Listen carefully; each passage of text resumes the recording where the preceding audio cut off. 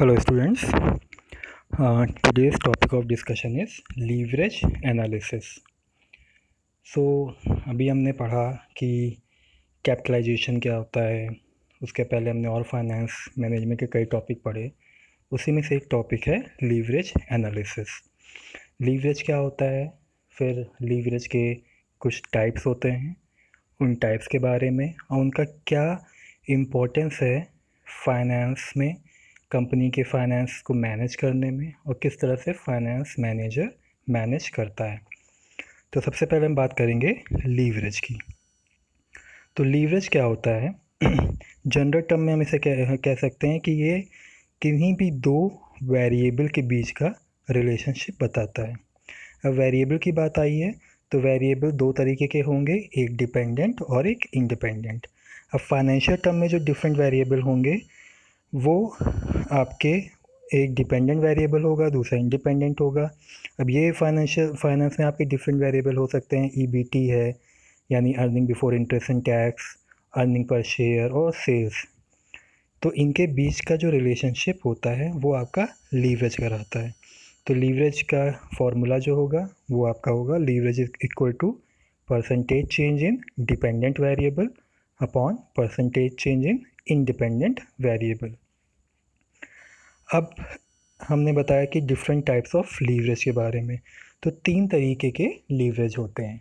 पहला होता है ऑपरेटिंग लीवरेज, दूसरा होता है फाइनेंशियल लीवरेज और तीसरा होता है कंबाइंड लीवरेज। सबसे पहले हम बात करेंगे ऑपरेटिंग लीवरेज की। तो ऑपरेटिंग लीवरेज मतलब ऑपरेशन से रिलेटेड, जो भी एक्टिविटी हो रही है बिजनेस में उससे रिलेटेड है। ये आपका कंसर्न करता है इन्वेस्टमेंट एक्टिविटी से, किसी भी फर्म में कहाँ पे इन्वेस्टमेंट कैसे हो रहा उस एक्टिविटी पे ये लीवरेज डिपेंड करता है।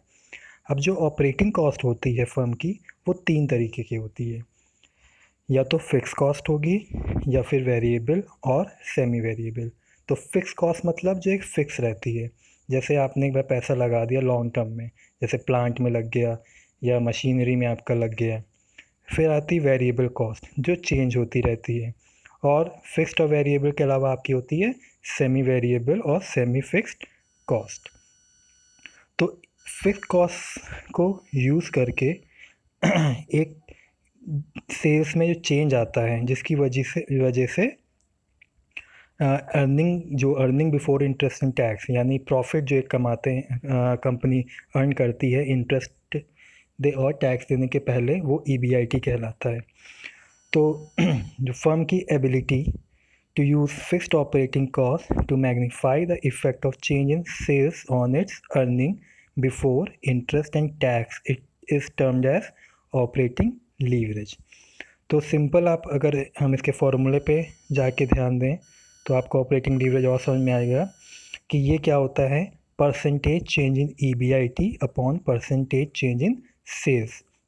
यानी जो भी ईबीआईटी में चेंज हो रहा है earning before interest and tax, और उस सेल्स में जो चेंज हो रहा है, इनका जो हम रेशियो निकालते हैं वो आपका ऑपरेटिंग लीवरेज कहलाता है। तो लीवरेज आपका यहाँ पे ऊपर हम जो लिखा है आप ध्यान से देख सकते हैं कि operating leverage is measured by computing the degree of operating leverage. यानी ऑपरेटिंग लीवरेज हम कैसे फाइंड आउट करते हैं, डिग्री ऑफ ऑपरेटिंग लीवरेज को निकाल के। और ये कैसे एक्सप्रेस होता है, जो आपका ये फॉर्मूला दिया गया है कि operating leverage is equal to percentage change in EBIT upon percentage change in sales. और ईबीआईटी क्या होता है, earning before interest and taxes. Second, हम अगर कंट्रीब्यूशन निकाल लें तो ऑपरेटिंग लीवरेज होता है कंट्रीब्यूशन और ईबीआईटी। अब जो वैल्यू होती है operating degree of operating leverage की वो एक से ज़्यादा होना चाहिए, means it should be more than one, greater than one.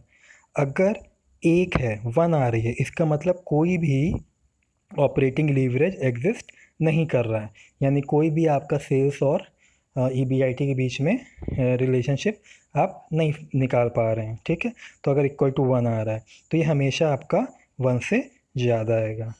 Contribution क्या होता है, जो भी आपका सेल्स हो रही है उससे हम वेरिएबल कॉस्ट को माइनस कर देते हैं, वो आपका होता है कंट्रीब्यूशन। नेक्स्ट आपका आता है फाइनेंशियल लीवरेज। अब फाइनेंशियल लीवरेज आपका क्या होता है? ये आपका रिलेटेड होता है डेप्थ और इक्विटी के मिक्स का। यानी और डेप्थ और इक्विटी, डेप्थ मतलब जो पैसा हम लेते हैं उधार लोन वगैरह के फॉर्म में। इक्विटी क्या होती है? हमने पहले भी डिस्कस किया था, जब हम शेयर कंपनी शेयर मार्केट से थ्रू शेयर इशू करके फंड रेज करती है, वो आपका इक्विटी है। तो फाइनेंशियल लीवरेज आपका रिलेटेड होता है डेप्थ और इक्विटी के मिक्स का। ये आपका इसमें जब वहाँ पे आपका था डिग्री ऑफ ऑपरेटिंग लीवरेज, यहाँ पे हम निकालते हैं डिग्री ऑफ फाइनेंशियल लीवरेज। और इसका फॉर्मूला होता है, ये आप फाइनेंशियल लीवरेज हम निकालते हैं percentage change in EPS upon percentage change in EBIT. EPS क्या होता है? Earning per share. अब अर्निंग पर शेयर मतलब क्या हुआ? जैसे एक कंपनी ने शेयर इशू किया, एक इन्वेस्टर ने उस शेयर को लिया, फिर जब वो ट्रेड होता है मार्केट में तो उसमें कुछ अर्निंग होगी। ठीक, अगर 10 रुपये का शेयर था, मान लो उसको उसमें उस इन्वेस्टर को 12 रुपये मिल रहा है, तो उसकी एक 2 रुपये की अर्निंग भी हो रही है, प्रॉफिट भी हो रहा है। तो अर्निंग पर शेयर मतलब कि प्रत्येक शेयर में, अब कोई भी इन्वेस्ट करता तो एक शेयर लेता नहीं, एक से ज़्यादा शेयर लेता है। तो प्रत्येक शेयर में जो भी उसको अर्निंग हो रही है वो ईपीएस कहलाता है, यानी अर्निंग पर शेयर। और ईबीआईटी बता ही चुके हैं, earning before interest and tax. तो फाइनेंशियल लीवरेज आपका क्या होता है? Percentage change in EPS upon percentage change in EBIT. अब फाइनेंशियल लीवरेज भी आपका क्या होगा? हमेशा वन से ज़्यादा होगा, क्योंकि अगर वन से कम है, 1 है, इसका मतलब कोई लीवरेज एग्जिस्ट कर ही नहीं रहा है। कोई भी दो वेरिएबल के बीच में कोई रिलेशनशिप एग्जिस्ट नहीं कर पा रही है। क्लियर है? नेक्स्ट आपका आता है कंबाइंड लीवरेज। जैसा कि नाम है कंबाइंड, तो कंबाइंड लीवरेज आपका ये टोटल लीवरेज भी हम इसे कह सकते हैं कि टोटल पोजीशन आपकी कंपनी की बताता है। ऑपरेटिंग लीवरेज सिर्फ फिक्स कॉस्ट से रिलेटेड होता है, एक ऑपरेटिंग लीवरेज बताता है। फाइनेंशियल लीवरेज आपका डेप्थ और इक्विटी का मिक्स को लेके बताता है, यानी कैपिटल स्ट्रक्चर को लेके बताता है। लेकिन कंबाइंड लीवरेज क्या है? आपका टोटल कॉस्ट को लेके चलता है। ये आपका होता है product of operating leverage and financial leverage.